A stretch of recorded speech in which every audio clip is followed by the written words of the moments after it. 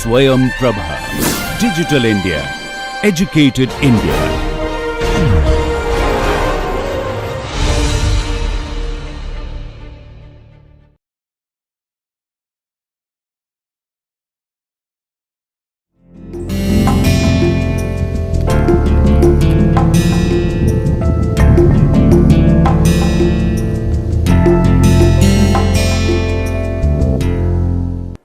नमस्कार।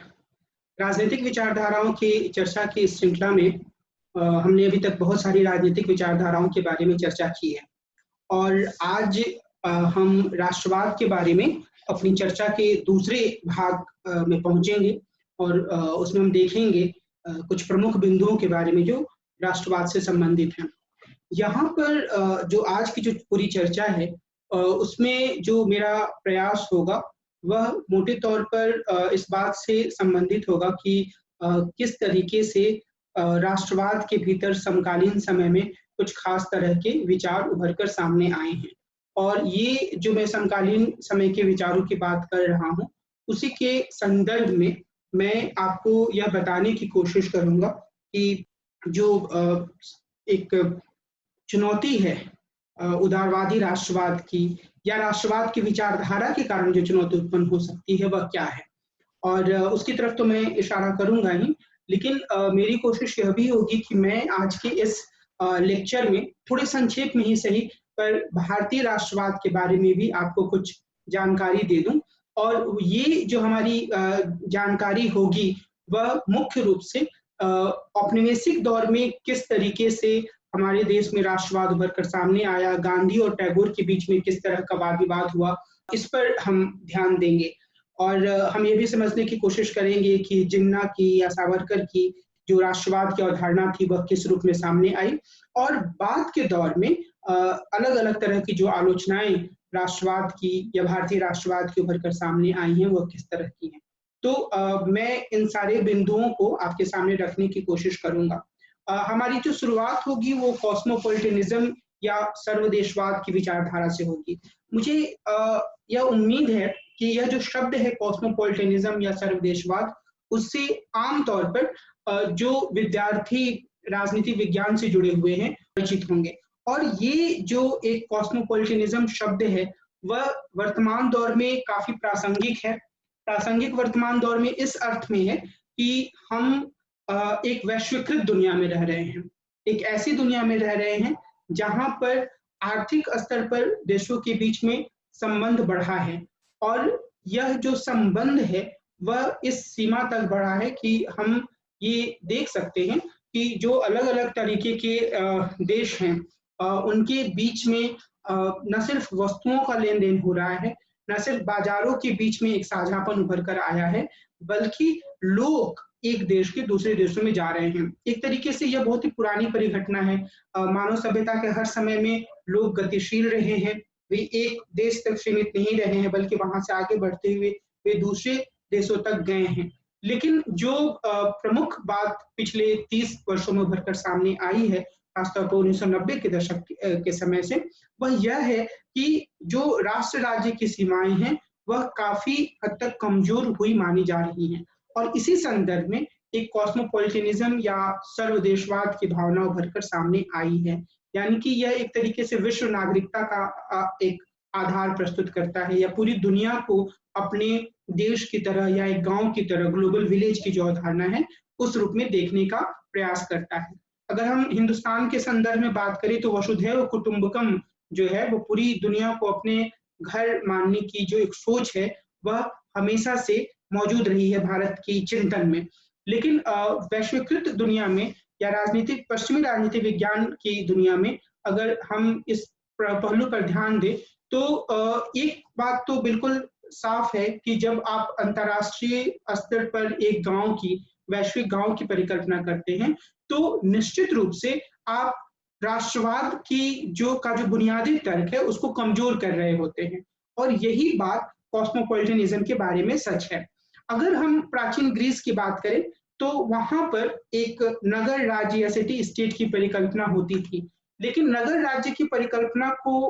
एक आलोचनात्मक दृष्टि से देखते हुए डायोजेनस नामक विचारक ने यह विचार व्यक्त किया कि वे किसी एक सिटी स्टेट से खुद को जुड़ा हुआ नहीं पाते हैं, बल्कि वे खुद को एक कॉस्मोपॉलिटन के रूप में देखते हैं। और आधुनिक समय में इमैनुअल कांत के विचारों में इसको देखा जाता है, जिन्होंने एक देश की सीमाओं से परे जाकर चिंतन करने, लोगों से मेल-जोल करने की बात पर जोर दिया। लेकिन उनकी जो एक विश्व सरकार की अवधारणा थी, वो विकसित अवधारणा नहीं थी। मोटे तौर पर वो इस बात पर जोर दे रहे थे कि अगर दूसरे देश से कोई व्यक्ति आपके देश में आता है, तो आपको खुले मन से उसका स्वागत करना चाहिए और उसके साथ एक बेहतर व्यवहार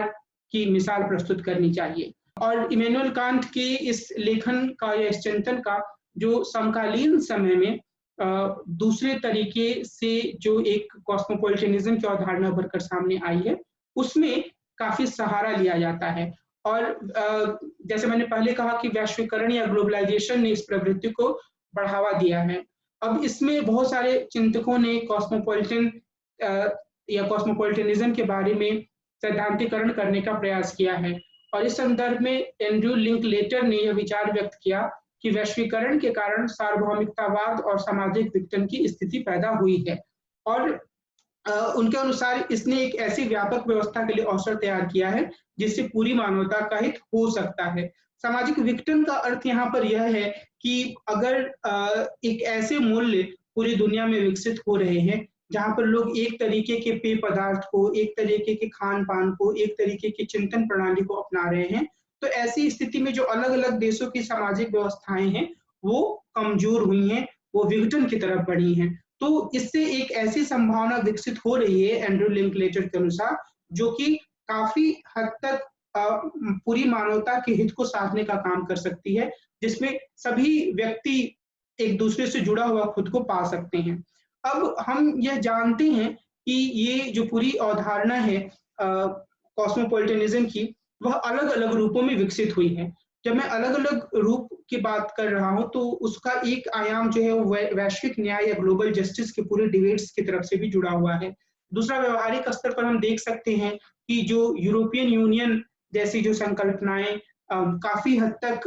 व्यवहारिक रूप से सफल होने की तरफ आगे बढ़ रही थी, वो भी इसका एक उदाहरण थी। लेकिन हम यह देख सकते हैं कि जो कॉस्मोपॉलिटनिज्म की पूरी अवधारणा है, उसकी अपनी सीमा है। हमने यह देखा है, अगर हम पिछले 30 सालों के घटनाक्रम पर नजर डालें, तो हमें पाएंगे कि जो अलग-अलग तरीके के नेशन स्टेट हैं, वे अपनी बुनियादी पहचान को पूरी तरीके से वैश्विक या फिर हम कहें महाद्वीपीय स्तर पर, क्योंकि यूरोपियन यूनियन तो महाद्वीपीय संस्था ही थी, तो महाद्वीपीय स्तर पर भी उसको छोड़ने के लिए तैयार नहीं है। यानी कि वो उसी सीमा तक अपने राष्ट्र राज्य की सीमाओं से आगे जा रहे हैं, जहां पर उनके अपने देश का हित नकारात्मक रूप से प्रभावित नहीं होता। और जहां ऐसी स्थिति आती है, वहां पर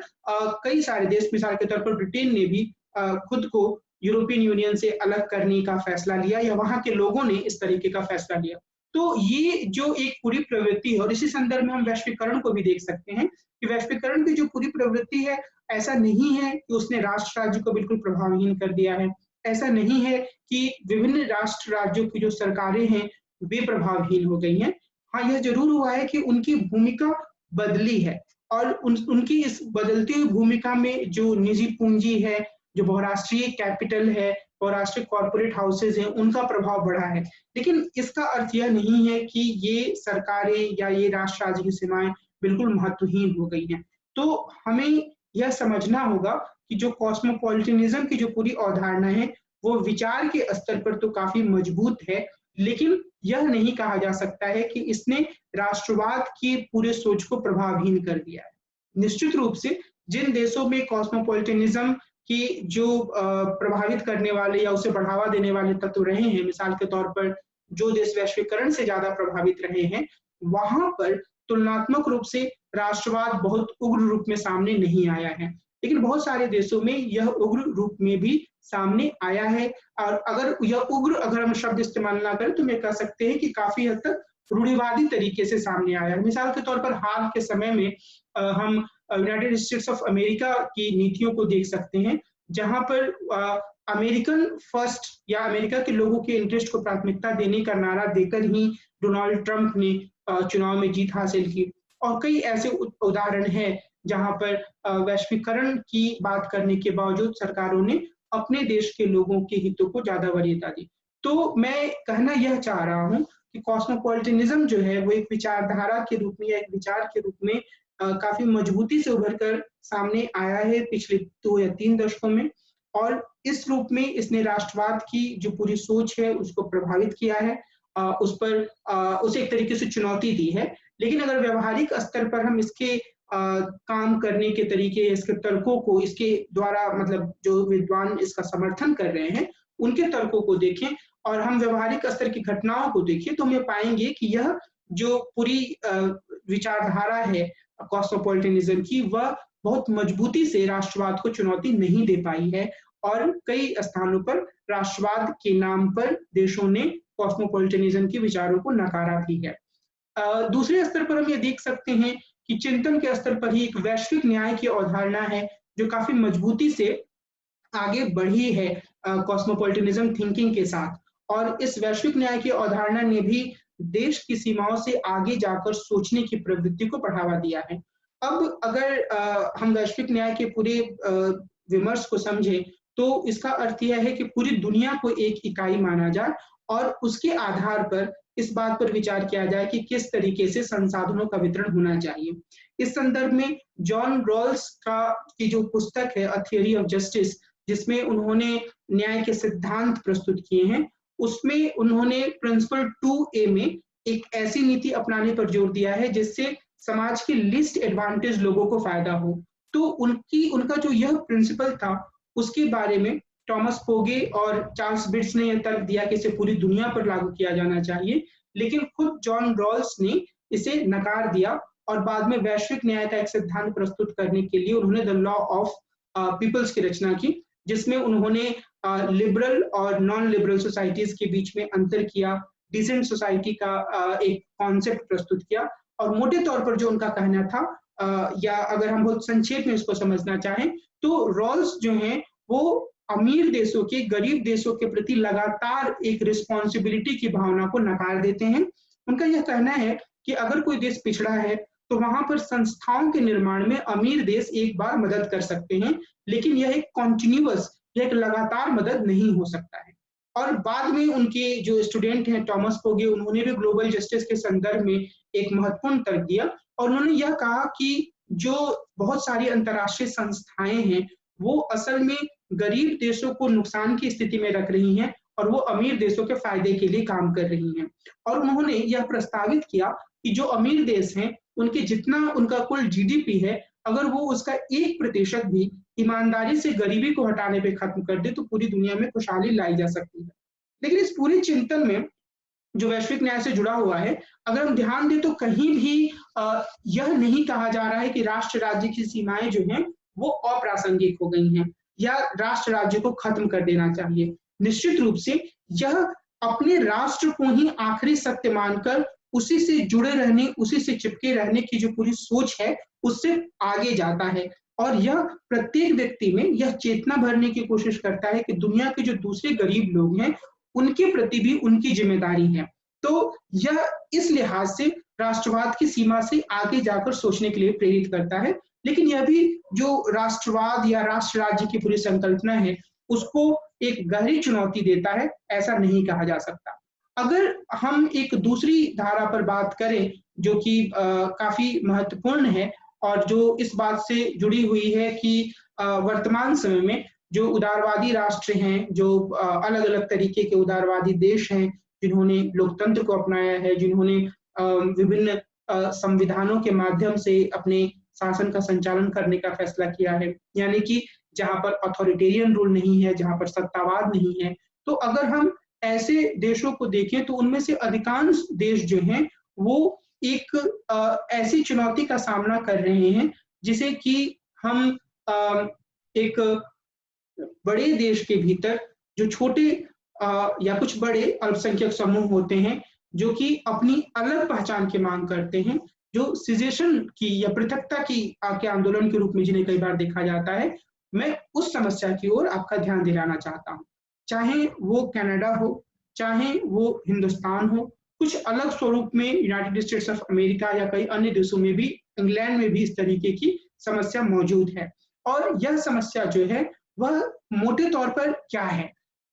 इस समस्या को हम इस रूप में समझ सकते हैं कि एक जो बड़ा राष्ट्र राज्य है, उसके भीतर कई अलग-अलग तरीके की राष्ट्रीयताएँ हो सकती हैं। कई अलग-अलग तरीके की नेशनैलिटी वाले लोग हो सकते हैं और वो अपने लिए एक अलग राष्ट्र की माँग कर सकते हैं। तो ऐसे में जब एक बड़ा समूह होता है, तो उसको किस तरीके से जो राष्ट्रवाद की या एक राष्ट्र राज्य की व्यापक रूपरेखा है, उसमें कैसे एडजस्ट किया जाए, कैसे एक्कोमोडेट किया जाए, ताकि वो खुद को एक अलग राष्ट्र के रूप में स्थापित करने की मांग को छोड़ दे। यानी कि जिस रूप में राष्ट्र को परिभाषित किया गया, उस परिभाषा को यह फैलाने की कोशिश है। यानी कि यह ऐसी कोशिश है जिसमें यह कहा जाता है कि कोई ज़रूरी नहीं है कि राष्ट्र के भीतर जितने सारे समूह हैं, वो एक ही तरीके के सांस्कृतिक मूल्यों का पालन करें। कुछ जो सांस्कृतिक मूल्य हो सकते हैं, वो बहुत ही सतही, बहुत ही हल्के हो सकते हैं और 2 बड़े-बड़े समूह या 2 से ज़्यादा समूह बहुत अलग तरीके से अपनी संस्कृतियों का अनुपालन करते हुए कुछ बुनियादी मुद्दों पर, बहुत ही न्यूनतम बुनियादी मुद्दों पर सहमत होकर एक राष्ट्र राज्य के रूप में खुद को संगठित कर सकते हैं। इसका अर्थ क्या है? इसका अर्थ यह है कि इस तरीके का जो राष्ट्र राज्य होगा या इस तरीके का जो राष्ट्र होगा, उसके भीतर विविधता ज़्यादा होगी और यह एक रूप राष्ट्रवाद की जो परिकल्पना है, उससे अलग जाएगा। अब अगर हम बहुसंस्कृतिवादियों की बातों पर विचार करें और यहाँ पर मैं विल किमलिका के लेखन की ओर आपका ध्यान दिलाना चाहता हूँ। विल किमलिका एक संस्कृतिवादी चिंतक हैं और इसके अलावा भिखु पारेख और दूसरे कई चिंतकों ने भी इसमें अपना योगदान दिया है। और मुख्य रूप से अगर आप जो बहुसंस्कृतिवाद की जो पूरी अवधारणा है, उस पर ध्यान दें, तो जैसा कि जैसी आलोचना उदारवादियों के समुदायवादियों ने की, सैद्धांतिक स्तर पर इसे एक्कोमोडेट या एक तरीके से उदारवाद के दायरे में समाहित करने का प्रयास बहुसंस्कृतिवादियों ने किया। विल किमलिका ने अपनी पुस्तक multicultural citizenship a liberal theory of minority rights में समानता के सिद्धांत को पुनः परिभाषित करने की कोशिश की। वे इसे बहुसांस्कृतिक वर्तमान के रूप में से सुसंगत बनाने का प्रयास करते हैं। विल किमलिका राष्ट्र राज्यों में मौजूद विविधता को एक सार्वभौमिक तथ्य मानते हैं। वे यह कहते हैं कि दुनिया में कोई भी ऐसा देश नहीं है जो यह कह सके कि वो पूरी तरीके से होमोजेनस है। हर देश के भीतर बहुत अलग-अलग तरीके के समूह होंगे। यह जरूर हो सकता है कि कुछ देशों में ये जो अलग-अलग तरीके के समूह हैं, वो तुलनात्मक रूप से छोटे होंगे या कम होंगे। लेकिन चाहे वो कैसा भी देश हो, मिसाल के तौर पर हम नेपाल का उदाहरण लेते हैं। क्या नेपाल के सभी लोग एक ही सांस्कृतिक मूल्य का पालन करने वाले हैं? मोटे तौर पर नेपाल एक हिंदू राष्ट्र है, जहाँ हिंदुओं का बहुमत है और वहाँ पर वो छोटा देश है, तो विविधता होने की उम्मीद कम है। लेकिन हम जानते हैं कि वहाँ भी मधेसी और पहाड़ी लोगों के बीच में एक तनाव की स्थिति बनी रहती है। श्रीलंका की बात करें, बांग्लादेश की बात करें, हर देश में एक ऐसा अल्पसंख्यक समूह होता है। तो जो रियलिटी है, उसकी तरफ बहुसंस्कृतिवादी हमारा ध्यान दिलाते हैं और वह रियलिटी या वह यथार्थ क्या है कि दुनिया के तमाम देश जो हैं, वो मौजूदा समय में एक मल्टीकल्चरल सोसाइटी के रूप में है और शायद ग्लोबलाइजेशन के बाद ये प्रवृत्ति और ज्यादा बढ़ी है। तो वो इसी संदर्भ में जो एक राष्ट्रवाद हो सकता है, उसको एक लचीले या एक थिन नेशनलिज्म के रूप में तैयार करने की कोशिश करते हैं।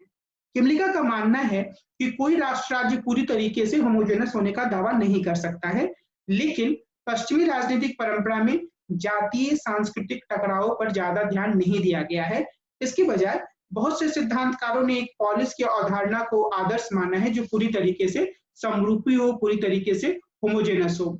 पश्चिमी राष्ट्र राज्यों में अल्पसंख्यकों को खत्म करने, उन्हें अपने में मिला लेने या बाहरी व्यक्ति के रूप में देखने की प्रवृत्ति रही है। किमलिका ने उदारवादी रूपरेखा के भीतर अल्पसंख्यक अधिकारों की अवधारणा को समायोजित करने का प्रयास किया है। विल किमलिका ने प्रतिनिधित्व और सदस्यता की एक ऐसी रूपरेखा प्रस्तुत की है जो सांस्कृतिक और समूह विभेदों को समायोजित करती है। यानी कि जो एक बड़ा समाज है, उसके भीतर जो कल्चरली जो डिफरेंट ग्रुप्स हैं, अलग अलग तरीके के समूह हैं, उन्हें यह समायोजित करने का प्रयास करते हैं। वे सुझाव देते हैं कि निम्नलिखित तरीके को अपनाकर लोकतांत्रिक नागरिकता की रूपरेखा के भीतर राष्ट्रीय अल्पसंख्यकों और जातीय समूहों की मांगों को समायोजित किया जा सकता है। सबसे पहले वो कहते हैं कि सभी नागरिकों के सामान्य अधिकारों की सुरक्षा होनी चाहिए। इसका अर्थ है कि व्यक्ति के नागरिक और राजनीतिक अधिकारों की सुरक्षा हो, जो देश में सबके लिए हो। इसमें मुख्य रूप से ये अधिकार सम्मिलित हैं। पहला, एसोसिएशन या सहचर्य बनाने का अधिकार, अपना धर्म मानने का अधिकार, अभिव्यक्ति और कहीं भी आने जाने की आजादी का अधिकार। साथ ही किसी समूह द्वारा अपनी जो उसके विभेद होते हैं, जो उसका एक डिफरेंस होता है, उसकी सुरक्षा के लिए उसको राजनीतिक संगठन बनाने की आजादी भी मिलनी चाहिए। और दूसरे स्तर पर वे कहते हैं कि विशेष कानूनी और संवैधानिक प्रावधानों द्वारा सांस्कृतिक विविधता को एक एकोमोडेट किया जाना चाहिए। इसमें विशिष्ट समूहों के अधिकारों की गारंटी सम्मिलित होती है। और यहीं पर किमलिका तीन तरीके के मुख्य रूप से तीन तरीके के ग्रुप डिफरेंशिएटेड राइट्स या समूह विभेदीकृत अधिकारों के बारे में बात करते हैं। पहले स्तर पर वे स्वशासन के अधिकार पर जोर देते हैं। जो स्वशासन का जो अधिकार है वह सबसे महत्वपूर्ण है, जो भी हम चर्चा कर रहे हैं उस संदर्भ में। और वो इस बात से जुड़ा हुआ है कि अगर कोई एक देश है जो कि काफी बड़ा है और उस देश के भीतर एक बड़ा अल्पसंख्यक समूह है, तो किस तरीके से उस बड़े अल्पसंख्यक समूह के जो सेल्फ गवर्नेंस का जो राइट्स है उसको मान्यता देकर एक व्यापक राष्ट्र राज्य की सीमा के भीतर उसे एकोमोडेट किया जा सकता है। और इस संदर्भ में वे एग्जाम्पल देते हैं कनाडा का। कनाडा में अगर हम पूरे कनाडा को देखें तो उसमें अधिकांश राज्य जो हैं वो एंग्लोफोन है। एंग्लोफोन का मतलब हुआ अंग्रेजी भाषी है। लेकिन एक प्रांत क्यूबेक जो है वह फ्रैंकोफोन है या फ्रेंच भाषी लोग वहां पर रहते हैं। और ये फ्रेंच भाषी लोग इतने ज्यादा अपनी भाषा को लेकर एक संवेदनशील हैं कि ये किसी भी स्तर पर अंग्रेजी को थोपे जाने का विरोध करते हैं। ये चाहते हैं कि उनके यहाँ की जो दुकानें हैं वहां पर फ्रेंच लिखा हो, उनके बच्चे जो हैं वो फ्रेंच स्कूलों में पढ़ने जाए और अंग्रेजी कहीं से भी थोपी ना जाए। तो इस स्थिति में जो विल किमलिका हैं वो यह कहते हैं कि काफी हद तक जो फ्रैंकोफोन लोग हैं या जो क्यूबेक प्रांत है उसकी जो मांग है उसको मान लेना उदारवादी मूल्यों के खिलाफ नहीं है। अगर वहां के कुछ लोग ऐसे हैं जो कि अपने व्यक्तिगत अधिकारों का उपयोग करते हुए शिक्षा अंग्रेजी में हासिल करना चाहते हैं तो उनके लिए अलग से व्यवस्था हो सकती है। लेकिन जो शासन की जो पूरी नीति है, अगर वहां के लोग बहुमत का जो एक इरादा है, जो पूरे समूह है वो यह चाहता है कि वो फ्रेंच भाषा में हो, तो उसे बढ़ावा दिया जाना चाहिए। और ये जो एक बड़ा देश कनाडा है जो मोटे तौर पर अंग्रेजी भाषी लोगों का देश है, उसे इस बात को स्वीकार करना पड़ेगा या उसे इस बात को स्वीकार करना चाहिए। और कनाडा ने एक्चुअली व्यवहार में ऐसा किया भी है। मैं यह कहना चाह रहा हूं कि विल किमलिका का जोर इस बात पर है कि जो एक बड़ा समूह होता है किसी भी राष्ट्र राज्य के भीतर जो कि सेल्फ गवर्नेंस की मांग करता है, क्योंकि उसे यह लगता है कि मौजूदा राष्ट्र राज्य की जो परिकल्पना है या मौजूदा स्तर पर राष्ट्रवाद को जिस तरीके से परिभाषित किया जा रहा है उसमें उसकी अपनी पहचान समायोजित नहीं हो रही है। तो ऐसी स्थिति में उस बड़े समूह को स्वशासन का अधिकार दिया जा सकता है। स्वशासन का अधिकार सिजेशन या पृथकता का अधिकार नहीं है। स्वशासन के अधिकार का अर्थ है कि वह अधिकांश मामले जो हैं वह अपने तरीके से संचालित कर सकता है। और जो बड़ा राष्ट्र राज्य है जैसे कि कनाडा, तो उससे क्यूबेक का जुड़ाव कुछ बुनियादी मुद्दों पर रहेगा, लेकिन हर जो रोज रोज का मसला है जो क्यूबेक के लोगों की जिंदगी है उसमें जो कनाडा की का जो फेडरल सरकार है उसकी दखलंदाजी कम से कम होगी। तो ये जो एक सोच है वह काफी हद तक जो एक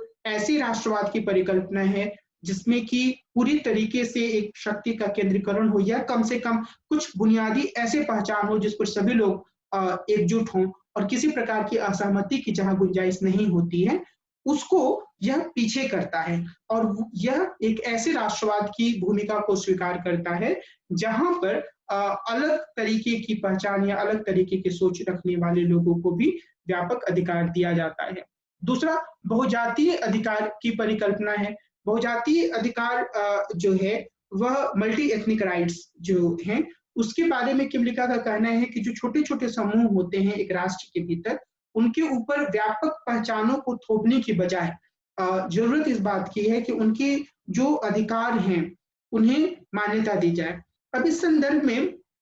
थोपने का यहाँ तात्पर्य यह नहीं है कि सीधे तौर पर यह कहा जाए कि आपको इसी तरीके से ज़िंदगी जीनी है, ऐसा नहीं है। लेकिन अगर यह स्थिति होती है कि एक समूह है जो कि बहुत छोटा है, अगर 100 लोग हैं तो उस समूह से मात्र 7 या 8 लोग हैं, तो उस समूह की पर अगर बाकी 90 लोग एक तरीके से रह रहे हैं, तो उस समूह पर भी इसी तरीके से जीवन यापन करने का दबाव बनता है। तो उसके जो ग्रुप राइट्स हैं, उसकी सुरक्षा करने के लिए ज़रूरी यह है कि उस समूह के लोगों को एक ऐसा अधिकार दिया जाए जिससे वो अपनी पहचान को अभिव्यक्त कर सके। तो यह जो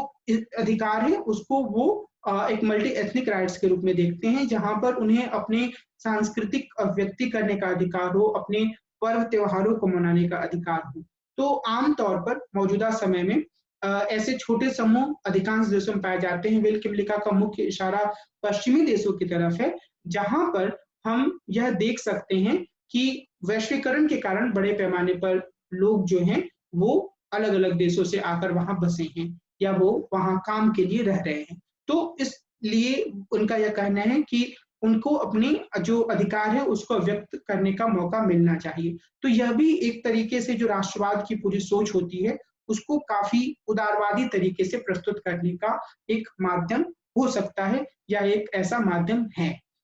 अंत में वो एक विशेष प्रतिनिधित्व अधिकार की बात करते हैं। इसका मतलब यह है कि समाज के ऐसे तबके, मिसाल के तौर पर वृद्ध व्यक्ति, बच्चे या महिलाएँ या फिज़िकली या फिर विज़ुअली चैलेंज्ड लोग जो होते हैं, जो कि जिन्हें अपने लिए बातों को रखने वाला कोई नहीं मिलता है कई बार। तो ऐसे लोगों को विशेष रिप्रेजेंटेशन का राइट्स देना चाहिए ताकि उनकी बातें उभर कर सामने आ पाएँ। राष्ट्रवाद के संदर्भ में अगर हम देखें तो एक जो थिन नेशनलिज्म का जो पूरा कॉन्सेप्ट है, वो एक उभर कर सामने आता है मल्टीकल्चरलिज्म के थ्रू। यानी कि एक राष्ट्रवाद हो लेकिन वो ऐसा ना हो कि वो एक तरह की पहचान या थिक नेशनलिज्म की यही कुछ प्रमुख बिंदु हैं जिसको कि मानकर ही कोई राष्ट्रवादी हो सकता है या राष्ट्र का सदस्य हो सकता है। इस तरीके की सोच को थिन नेशनलिज्म दूर करता है और वह इस बात पर ध्यान देता है कि किस तरीके से विविध समूहों को, डाइवर्स ग्रुप्स को एक राष्ट्र राज्य की रूपरेखा के भीतर एकोमोडेट किया जाए, उन्हें या उनके अधिकारों को उसमें समायोजित किया जाए। तो ये जो मल्टीकल्चरल एक थिंकिंग है, जिसके कि आमतौर पर मैं चूंकि राष्ट्रवाद के संदर्भ में बात कर रहा हूँ, इसलिए मैं इस पे विस्तार से इसकी कमियों की तरफ नहीं जाऊंगा। बस आपका ध्यान इस बात पर मैं दिलाना चाहूंगा कि एक दूसरे चिंतक जो है विल किमलिका के अलावे विको पारिक, उन्होंने यह कहा कि इस तरीके की जो स्थिति है उसमें सिर्फ जो छोटा समूह है और जो बड़ा समूह है उनके अधिकारों के कानूनी बंटवारे की जरूरत नहीं है, बल्कि उनके बीच में संवाद को बढ़ाने की जरूरत है। अगर लोग आपस में मिलेंगे, संवाद करेंगे तो वास्तविक अर्थों में वे मल्टीकल्चरल सोसाइटी की तरफ आगे बढ़ पाएंगे। कई बार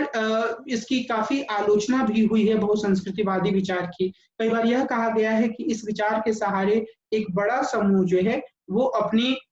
देश के भीतर वही स्थिति ला सकता है जो स्थिति उसकी व्यापक राष्ट्र राज्य के भीतर है। मैं ये कहना चाह रहा हूँ कि अगर हम एक बार फिर से वापस जाएं कनाडा के उदाहरण पे, तो हम यह देख सकते हैं कि क्यूबेक जो है वो व्यापक रूप से कनाडा के भीतर खुद को दबा हुआ महसूस करता है। तो अगर क्यूबेक को सेल्फ गवर्नेंस का राइट्स मिलता है, तो क्यूबेक के भीतर जो नॉन फ्रैंकोफोन यानी कि जो ऐसे समूह जो फ्रेंच भाषा का इस्तेमाल नहीं करते हैं, उनकी अगर हम स्थिति पर विचार करें तो फ्रैंकोफोन लोगों को, फ्रेंच भाषा बोलने वाले लोगों को सेल्फ गवर्नेंस का राइट्स मिलने के बाद इस बात का खतरा बढ़ जाता है कि जो लोग फ्रेंच भाषा नहीं बोलते हैं और वो जो क्यूबेक में रहते हैं, उनके अधिकारों का उल्लंघन होगा। वो उल्लंघन सीधे तौर पर भले ना हो, लेकिन वो लोग काफी दबाव का सामना करेंगे। वो वैसा ही दबाव होगा जैसा दबाव क्यूबेक के लोग एक व्यापक कनाडा के भीतर महसूस कर रहे हैं। तो एक तरीके से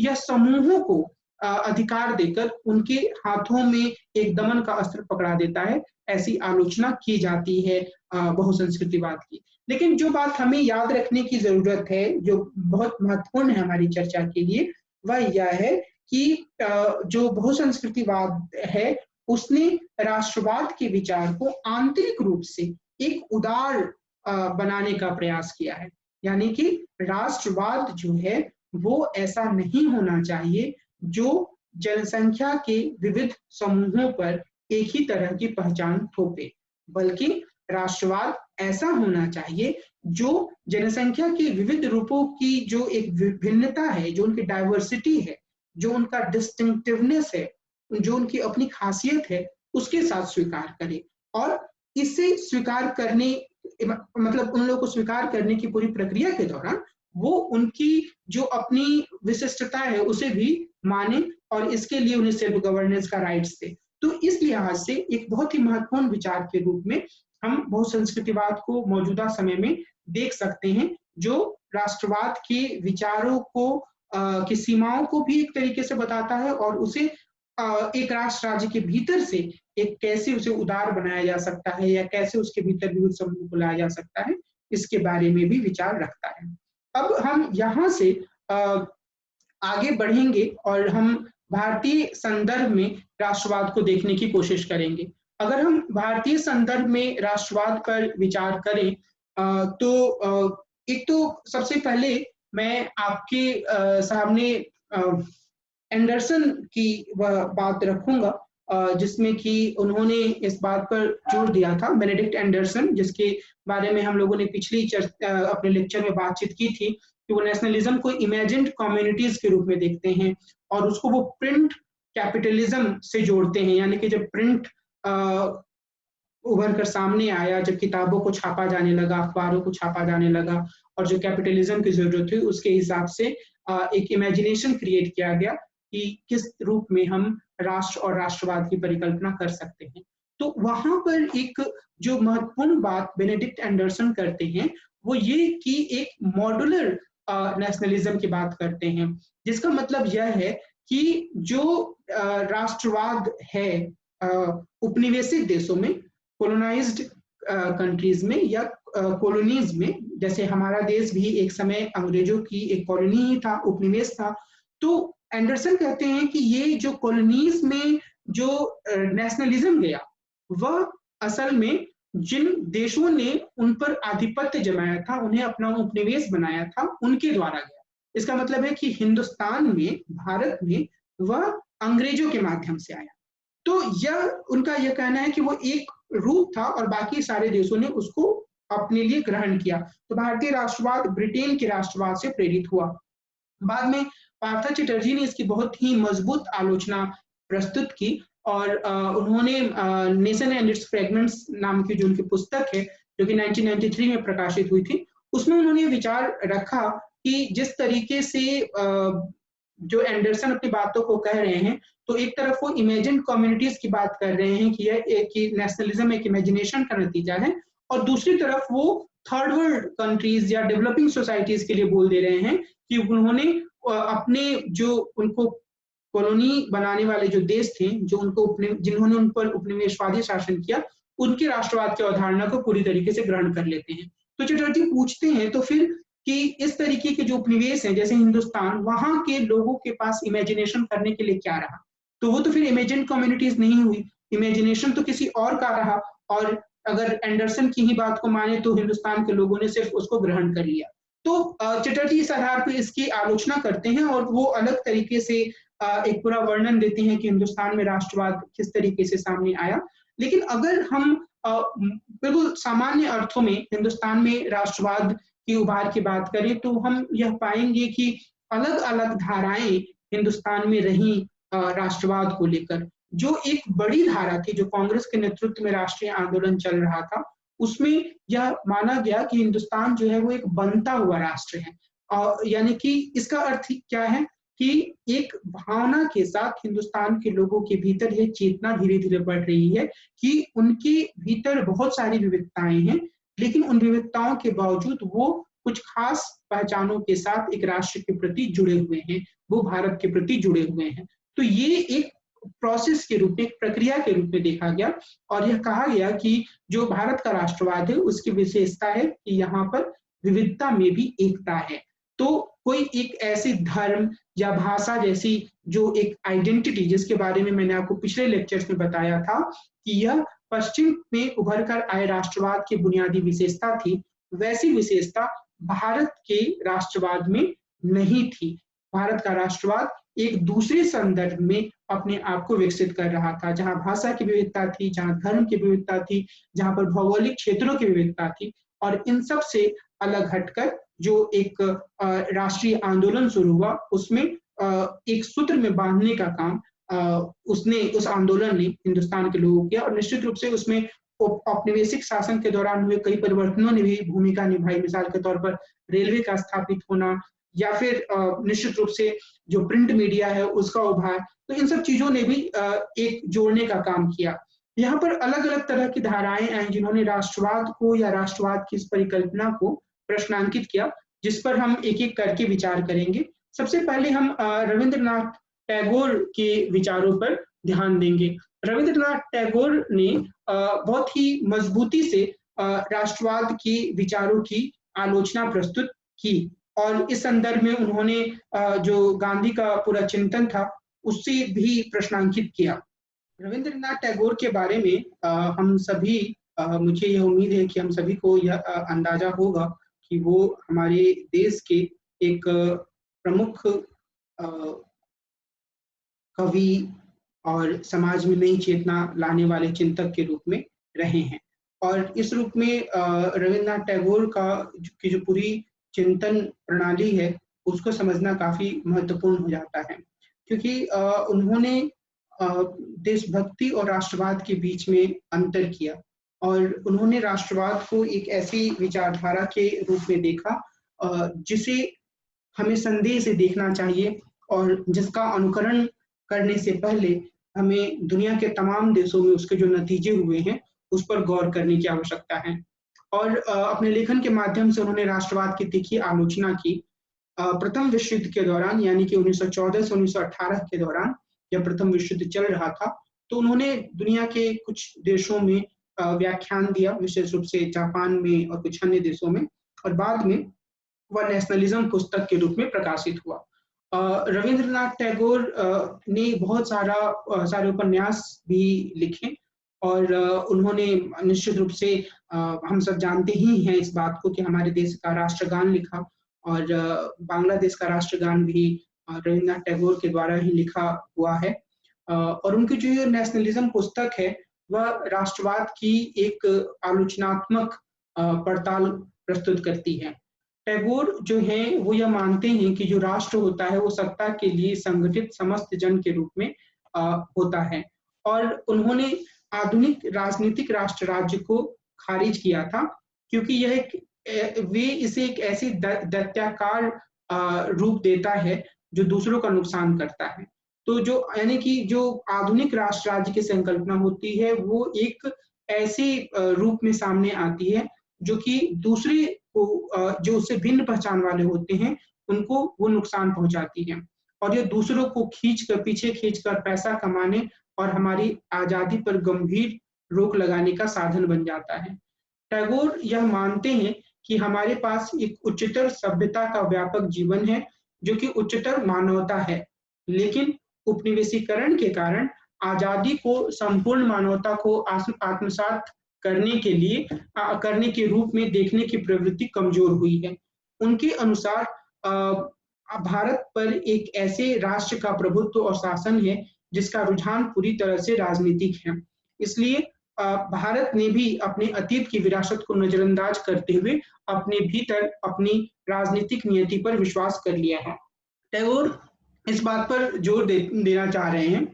कि यह जो राष्ट्रवाद की जो पूरी समझ है, अगर उनका कहना है कि अगर हम प्रथम विश्व युद्ध के कारणों को देखें तो उसके पीछे राष्ट्रवाद एक प्रमुख कारक के रूप में सामने आएगा, और यहाँ जो राष्ट्रवाद आएगा वह एक ऐसी प्रवृत्ति के रूप में आएगा जिसमें कि विभिन्न देशों में जो शासन करने वाले लोग हैं वो राष्ट्रवाद की मदद से ज्यादा अपने देश के लिए अर्जित करना चाहते हैं। दूसरे संस्कृतियों पर हमला करके दूसरे राष्ट्रों को नुकसान पहुंचाकर वो अपना फायदा सुनिश्चित करना चाह रहे हैं। उपनिवेशवाद को भी वो इसी रूप में देखते हैं। तो उनका यह कहना है कि इस तरीके से जो राजनीतिक राष्ट्रवाद है, वो एक ऐसा दैत्य बन जाता है जो दूसरों की स्वतंत्रता का दुश्मन होता है, जो दूसरों की स्वतंत्रता का क्षरण करके, उसका हरण करके, उसे अपने में मिलाकर अपना फायदा पहुंचाने पर ही ध्यान केंद्रित करता है। और इस लिहाज से उन्होंने काफी तीखी आलोचना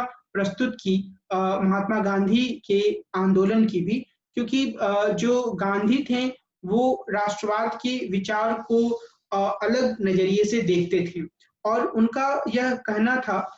गांधी का कि जो हिंदुस्तान का राष्ट्रवाद है उसकी तुलना हम अन्य देशों के राष्ट्रवाद से नहीं कर सकते हैं। तो जब गांधी ने असहयोग आंदोलन चलाया तो उसके पीछे एक तरह के राष्ट्रवाद की भावना ही थी कि हमारे देश का लगातार शोषण किया जा रहा है और जो उसका आर्थिक शोषण हो रहा है उसकी मुक्ति के लिए यह जरूरी है कि हम शोषण करने वाले के साथ नॉन कोऑपरेशन करें और सहयोग करें। उन्होंने यानी कि टैगोर ने इस बात पर जोर दिया कि यह जो पूरा साधन है असहयोग का, चरखा काटने का, बहिष्कार करने का, इससे बहुत कुछ हासिल नहीं होने वाला है। उनका कहना था कि भारत को अपनी मुक्ति के लिए नैतिक और आध्यात्मिक शक्तियों पर भरोसा करना चाहिए। बाद में टैगोर और गांधी के बीच में पत्राचार भी हुआ। गांधी ने टैगोर की आपत्तियों का जवाब दिया और उन्होंने कहा कि भारतीय राष्ट्रवाद बहिष्करणवादी, आक्रामक और विनाशकारी नहीं है। यह स्वास्थ्यवर्धक, धार्मिक और इसीलिए मानवतावादी है। यानी कि गांधी का यह कहना था कि जो हिंदुस्तान का राष्ट्रवाद है उसकी जो खासियत है वह यह है कि उसमें समूहों को बाहर नहीं छोड़ा जाता है, बल्कि लगातार इसमें विभिन्न अलग-अलग तरीके के जो समूह हैं उनको समाहित करने की कोशिश की जा रही है और उसमें यह कोशिश है कि वह किसी दूसरे समुदाय का दमन ना करे, बल्कि यानी कि अंग्रेज जो कि हिंदुस्तान का शोषण कर रहे थे उनके खिलाफ भी एक ऐसी नीति अपनाकर उनका विरोध किया जा रहा था जिससे वो खुद अपनी गलतियों को समझे और हिंदुस्तान को आजादी दे दे। तो उन्होंने अपने राष्ट्रवाद को मानवतावादी के रूप में प्रस्तुत किया और उनका यह कहना था कि लोगों को एक दूसरे के साथ जोड़ने के विचार के रूप में राष्ट्रवाद महत्वपूर्ण है और इसे कुछ हद तक स्वीकार किया जाना चाहिए। तो इसीलिए वो इसका समर्थन करते हैं और कई अन्य लोगों ने जो गांधी के साथ इस तरीके के आंदोलन में जुड़े हुए थे उन्होंने भी टैगोर के विचारों की आलोचना की या उसकी तीखी समीक्षा की। अब इस संदर्भ में जो टैगोर का जो लेखन है राष्ट्रवाद के बारे में, उसके बारे में आशीष नंदी जो स्क्रीन पर दिख रहे हैं वह एक बहुत बड़े समाजशास्त्री हैं, सामाजिक मनोविद इनको बोला जाता है और इन्होंने एक पुस्तक लिखी थी द इललेजिटिमेसी ऑफ नेशनलिज्म और यह जो पुस्तक है उसे प्रोफेसर अभय कुमार दुबे जो भी स्क्रीन पर दिख रहे हैं उन्होंने उसका हिंदी में अनुवाद किया था राष्ट्रवाद बनाम देशभक्ति करके। और इसमें जो रविंद्रनाथ टैगोर के कुछ प्रमुख लेखन हैं उसका विश्लेषण किया गया है और इसमें जो गोरा, घरे बायरे जैसे उपन्यास हैं इसका विश्लेषण किया गया है और उसमें एक तरीके से ये दिखाते हैं रविंद्रनाथ टैगोर अपने उपन्यासों के माध्यम से, ऐसा आशीष नंदी का मानना है कि जो राष्ट्रवाद का विचार है वह एक तरीके से निरर्थक विचार है। मिसाल के तौर पर उनका जो गोरा उपन्यास है उसका जो नायक है वह हमेशा से यानी कि अपनी युवावस्था में कदम रखने के साथ ही वह एक कट्टर राष्ट्रवादी बन जाता है, लेकिन अपने जीवन के एक पड़ाव पर जो उपन्यास का एक चरम दृश्य होता है उसे यह पता चलता है कि किस तरीके से वह एक ऐसी माँ का बेटा है जो कि हिंदुस्तान की नहीं थी और उसके पिता भी हिंदुस्तान के नहीं थे। तो इस लिहाज से जो गोरा होता है वह अपने आप को काफी विचलन की स्थिति में पाता है। तो यह एक ऐसा अंत है जहां पर वो राष्ट्रवाद का की जो पूरी एक अस्मिता होती है जिसको एक व्यक्ति रोते हुए जी रहा होता है उसकी निरर्थकता को व्यक्त करते हैं। घरे बायरे में भी इसी तरीके से उन्होंने राष्ट्रवाद की निरर्थकता को दिखाया है। तो जो आशीष नंदी हैं उनका मुख्य तर्क यह है कि जो राष्ट्रवाद की आलोचना या एक निरंतर समीक्षा रविंद्रनाथ टैगोर के द्वारा प्रस्तुत की गई, उसने महात्मा गांधी को इस बात के लिए प्रेरित किया या इस बात के लिए इस दिशा में आगे बढ़ाया कि वे अपनी राष्ट्रवाद के प्रति ज्यादा से ज्यादा प्रश्न खड़े करने वाले बने। खुद वो इसे उदार बनाने की कोशिश करें, वे इसमें अलग-अलग तरीके की आवाज़ों को समाहित करने की कोशिश करें। वे इस बात के लिए सचेत रहें कि कहीं से भी हिंदुस्तान का राष्ट्रवाद जो है, वो ऐसा ना बने कि वो अल्पसंख्यक समूहों का या असहमति रखने वाले, मुख्य धारा से असहमति रखने वाले समूहों का दमन करने वाला बन रहा है। तो आशीष नंदी का मुख्य तर्क यही है। तो हमें इस बात को हमेशा ही समझ कर रखने की ज़रूरत है कि राष्ट्रवाद की जो ये पूरी विचारधारा है, उसकी आलोचना रवींद्रनाथ टैगोर ने की थी। अब एक और तर्क जो कि हम हिंदुस्तान में जो दक्षिणपंथी विचारधारा है उससे जुड़ा हुआ मान सकते हैं, और वो तर्क जो है वो आजादी के संघर्ष के दौरान, जैसे मैंने आरंभ में कहा था कि अलग-अलग तरह की आवाजें, अलग-अलग तरह के विचार सामने आए थे, तो उसमें सावरकर के विचारों को मैं आपके सामने रखना चाहूंगा। सावरकर जो हैं वो भी एक स्वतंत्रता सेनानी थे, और बाद में हालांकि उन्होंने जो अंग्रेजों के खिलाफ संघर्ष है उसको उन्होंने छोड़ दिया था और वो एक दूसरे तरह की राजनीति में लग गए। 1911 में जब ये जेल में गए तो उसके बाद इनकी राजनीति का एक अलग मोड़ आया, और उसके बाद उन्होंने एक हिंदुत्व की राजनीति या हिंदुत्व की राजनीति से जुड़ा हुआ लेखन किया। जाति उन्मूलन के संदर्भ में उन्होंने कई महत्वपूर्ण कार्य किए, लेकिन 1911 के बाद इन्होंने अंग्रेजों के खिलाफ कोई संघर्ष नहीं किया। तो उन्होंने अंग्रेजों के खिलाफ भी संघर्ष किया एक जीवन के एक पड़ाव में 1911 तक, लेकिन उसके बाद उनका ध्यान दूसरी तरह की राजनीति में रहा। अब यह जो सावरकर का जो लेखन है, थोड़ा सा जो आपको स्क्रीन पे दिख रहा है वो थोड़ी चूक है सावरकर को लिखने में, लेकिन विनायक दामोदर सावरकर की यह तस्वीर थी जिसे आप देख रहे थे। तो सावरकर के लेखन से पहले मैं एक आपका ध्यान इस बात को दिलाना चाहता हूँ कि आमतौर पर यह कहा जाता है, और बिल्कुल सही कहा जाता है, कि वेदों में अभी मैं उस श्लोक को आपके सामने नहीं पढ़ पाऊंगा, लेकिन श्लोकों के माध्यम से बताया जाता है कि हमेशा से ही एक समझ रही है कि हिमालय पहाड़ से लेकर जो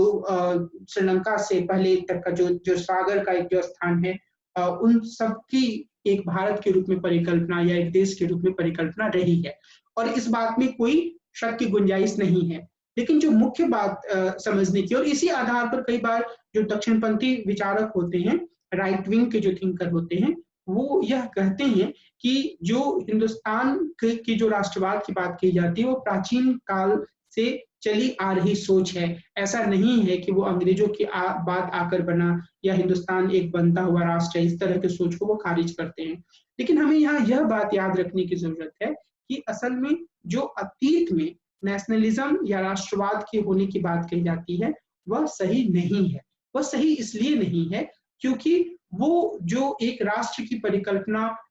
वेदों में मिलती है, उसमें कहीं से भी एक ही तरीके के विचार को थोपने की बात नहीं है। यानी कि उसमें कुछ खास पहचान बनाकर यह कहना कि अगर कोई इस पहचान के अनुरूप है तो वो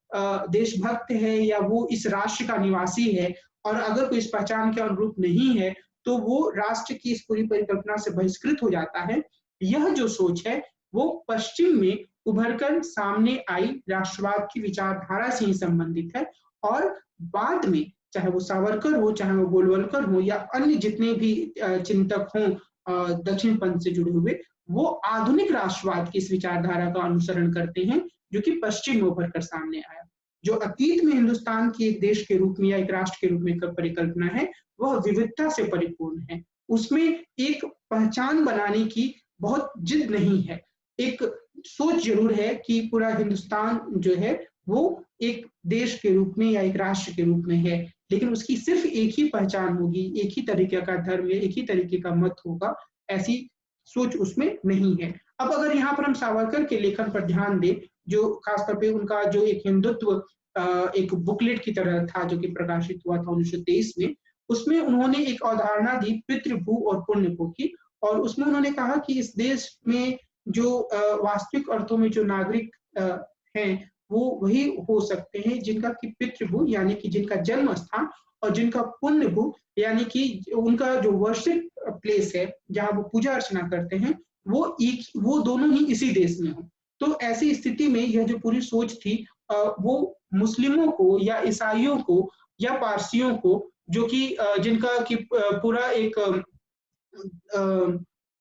पुण्य भू जो है जो वर्शिप करने का जो उनका प्लेस है वो देश के बाहर है, उनको उनको इस जो राष्ट्रवाद है उसके दायरे से उनका बहिष्करण करती है। तो ये एक सोच थी जो कि सावरकर के लेखन में थी और बहुत सारे लोग यह मानते हैं कि यहीं से एक द्विराष्ट्र का या टू नेशन थ्योरी का आधार भी निकलता है। लेकिन इस संदर्भ में हमें जिन्ना के विचारों को भी देखना होगा। मोहम्मद अली जिन्ना जो है वो एक शुरुआती दौर में एक सेकुलर लीडर के रूप में थे। बाल गंगाधर तिलक के साथ इनका जुड़ाव था और सरोजिनी नायडू ने इन्हें हिंदू मुस्लिम एकता का राजदूत कहा था। लेकिन बाद के दौर में इन्होंने मुस्लिम लीग की राजनीति करते हुए काफी हद तक एक सांप्रदायिक राजनीति को अपना लिया। काफी हद तक नहीं, पूरी तरीके से सांप्रदायिक राजनीति को अपना लिया और उन्होंने एक दो राष्ट्र का जो सिद्धांत है जो असल में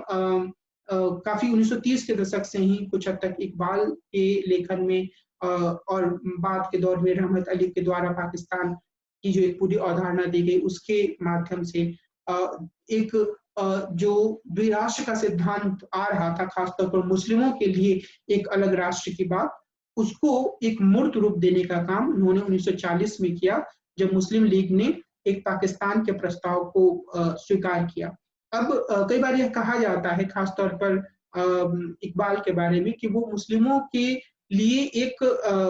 अलग राष्ट्र के बजाय वो ये चाहते थे कि उनके अधिकारों की सुरक्षा करने वाला एक ऐसा क्षेत्र बने। और कई सारे जो इतिहासकार हैं उनका भी कई बार यह कहना होता है कि शायद जिन्ना इस सीमा तक नहीं जाना चाहते थे कि देश का बंटवारा हो, लेकिन हकीकत यह है कि उन्होंने डायरेक्ट एक्शन के कार्यक्रम की घोषणा की थी जिसके बाद इस सीमा तक सांप्रदायिक दंगे हुए जिसके चलते काफी खून खराबा हुआ और आखिरकार जिसका नतीजा देश के विभाजन के रूप में सामने आया। अब जो जिन्ना थे उन्होंने 1946 में कहा था कि हिंदुस्तान के हर शहर में, हर गांव में, हर गली में दो राष्ट्र है, जहां भी मुस्लिम है वो मुस्लिम राष्ट्र है और जहां भी हिंदू है वो हिंदू राष्ट्र है।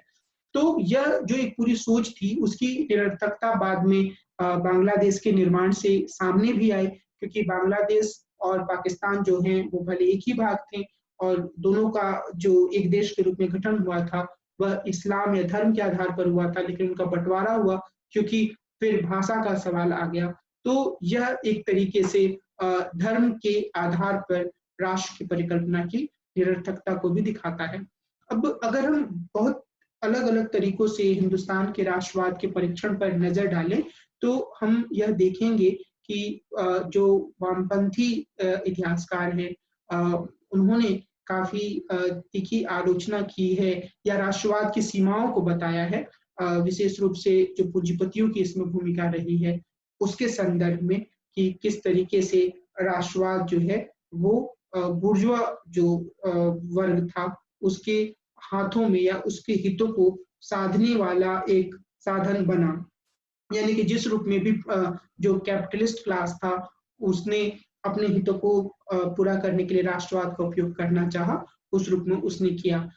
सबल्टर्न जो इतिहासकार हैं वो बार बार इस बात पर जोर देते हैं कि जिससे भारत का मुख्य राष्ट्रवाद या मुख्य धारा का राष्ट्रवाद कहा गया उसमें जो सबल्टर्न क्लासेस थी, जो निम्न वर्ग थे, उनकी आवाजों को तरजीह नहीं दी गई। उसी तरीके से अलग अलग समूह जो हैं वो राष्ट्रवाद या भारत के राष्ट्रवाद की आलोचना करते हैं और वर्तमान समय में भी हम यह देख सकते हैं कि हमारे देश के कई भागों में कुछ समूह ऐसे हैं जो भारत के राष्ट्रवाद को संदेह की नजर से देखते हैं या उस पर अपना विश्वास नहीं जताते हैं और उसी का परिणाम होता है कि देश के कुछ भागों में सिजेशन या पृथकतावादी आंदोलन चलता है। लेकिन जो राष्ट्रवाद की पूरी संकल्पना जो हिंदुस्तान ने, हमारे देश ने अपने संविधान के माध्यम से स्वीकार किया है, उसमें सभी नागरिकों को कुछ बुनियादी समूह का अधिकार और व्यक्तिगत अधिकार देने की बात कही गई है और वो एक ऐसा समावेशी राज्य,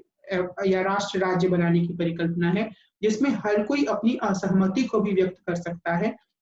लेकिन निश्चित रूप से शायद राष्ट्र राज्य की सीमा या राष्ट्र राज्य की जो पूरी परिकल्पना होती है, उसकी यह सीमा होती है कि एक सीमा से ज़्यादा या एक जो एक लक्ष्मण रेखा जिसे हम कह सकते हैं, उसको पार करते हुए अगर कोई आलोचना करता है, तो शायद उसे उसका दमन या उसे सजा देने की एक प्रवृत्ति हर तरीके के राष्ट्र राज्य में होती है और संवैधानिक रूप से या कानूनी स्तर पर उसकी व्यवस्था होती है। बहरहाल मैं जो कहना चाह रहा हूँ वह यह कि वर्तमान समय में अलग-अलग धाराओं से भारतीय राष्ट्रवाद की आलोचनाएं सामने आ रही हैं और भारतीय राष्ट्रवाद को समझने के अलग-अलग तरीके से प्रयास भी हो रहे हैं। लेकिन जिस रूप में हमने अपने संविधान को अपनाया और उस संविधान में जिस तरह की राष्ट्रवाद की परिकल्पना सामने आती है, वह एक समावेशी यानी कि इंक्लूसिव राष्ट्रवाद की है। वो उसी तरीके के राष्ट्रवाद की परिकल्पना है जिसकी बात 1980 के दशक में बहुसंस्कृतिवादी चिंतक कर रहे हैं पश्चिमी देशों में कि जो अलग-अलग समूह हैं, अलग-अलग विविध समूह, सांस्कृतिक समूह हैं एक राष्ट्र राज्य के भीतर, उन्हें एकोमोडेट करने की बात की जा रही है। जो हम लोगों ने विल किमलिका का लेखन देखा, सेल्फ गवर्नेंस का जो सेल्फ गवर्नमेंट का जो राइट है, स्वशासन का जो अधिकार है, जो हमने देखा, वो तो उसकी एक परिकल्पना हिंदुस्तान के संविधान में है कि किस तरीके से अलग-अलग समूह जो हैं, उनको फेडरल सिस्टम के माध्यम से या फिर एक एसिमेट्रिकल फेडरलिज्म के कॉन्सेप्ट के माध्यम से उन्हें कुछ ऐसा अधिकार दिया जाए, जैसे आदिवासियों के लिए यह प्रावधान था, हाल के समय तक जम्मू और कश्मीर के लिए भी था, कि वो अपने एक स्वशासन के अधिकार को हासिल कर पाए। लेकिन अगर मैं अगर इस पूरी चर्चा को यहाँ पर समेटते हुए इस बिंदु पर जोड़ दूं कि जो तीसरी दुनिया का राष्ट्रवाद है या जो भारत जैसे देशों का जो राष्ट्रवाद है, वह पश्चिम के राष्ट्रवाद से काफी अलग है, क्योंकि यहाँ पर जो मुख्य भूमिका है वो हिंदुस्तान के लोगों की या किसी भी तीसरे देश के लोगों की अपने अनुभवों की है और अपने अनुभवों से सीखते हुए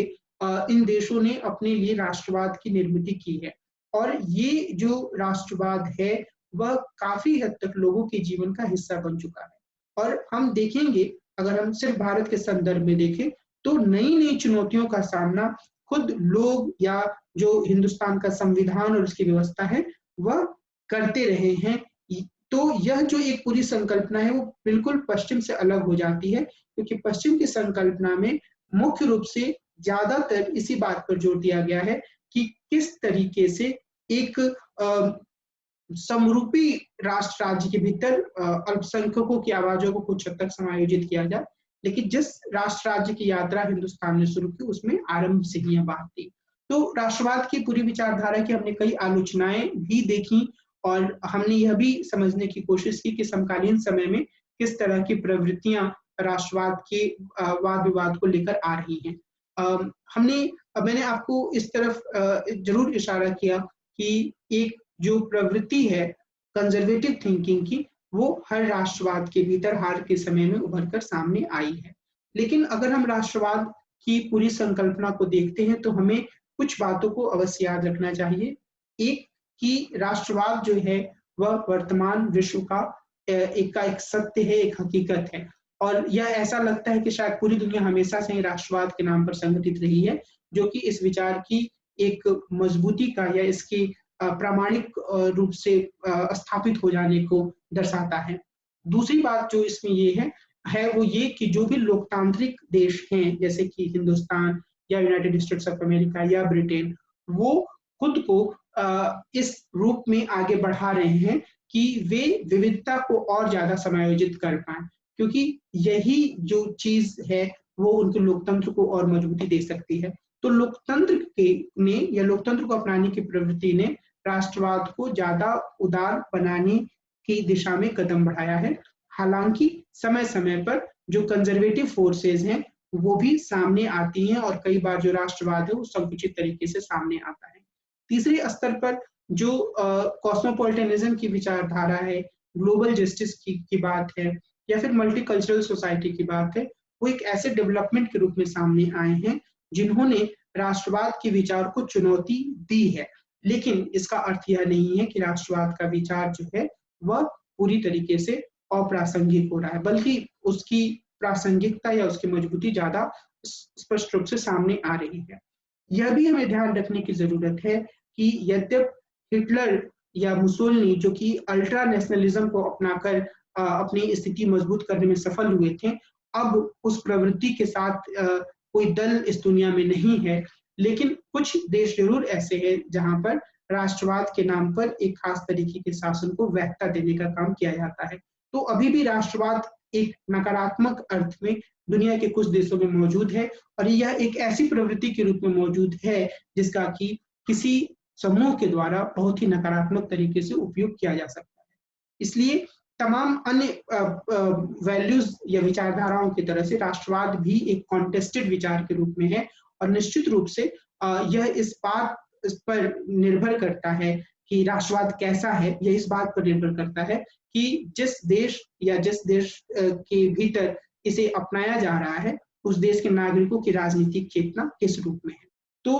वह बहुत जरूरी है एक समाज को बेहतर दिशा में ले जाने की। मुझे ये उम्मीद है कि राष्ट्रवाद के बारे में इस पूरी चर्चा में आप राष्ट्रवाद से जुड़े हुए कुछ पश्चिमी और हिंदुस्तान की विचारकों की जो समझ है उसे आप समझ पाए होंगे, उसकी एक समझ बना पाए होंगे कि किस तरीके से पश्चिम के चिंतकों ने इसे देखा और भारत में भी कुछ विचारों को मोटे तौर पर मैंने आपके सामने रखने की कोशिश की और आगे आप अन्य पुस्तकों को पढ़ते हुए